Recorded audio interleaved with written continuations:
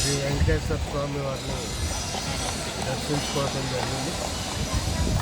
ఈ సందర్భంగా మా పంచాయతీలకి మంచి రోజులు వచ్చి ఈ రాష్ట్రంలో ఉన్నటువంటి సుమారు 13,000 గ్రామ పంచాయతీలకు అలాగే సుమారు 150 మున్సిపాలిటీలకు కూడా చంద్రబాబు నాయుడు గారు ముఖ్యమంత్రిగా అలాగే పంచాయతీరాజ్ శాఖ మంత్రిగా పవన్ కళ్యాణ్ గారు నిన్న 1,500 కోట్లు విడుదల చేసింది.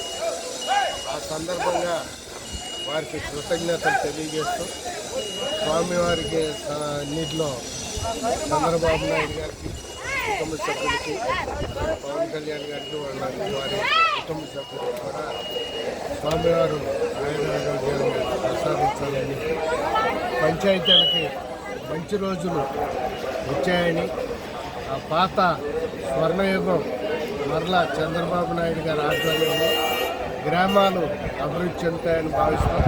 ఎందుకంటే వచ్చే జనవరి నెల నుంచి మరలా జన్మభూమి 2 ప్రారంభిస్తున్నారు కాబట్టి ఆ జన్మభూమి సందర్భంగా గ్రామాలకి పూర్వవైభవం వచ్చి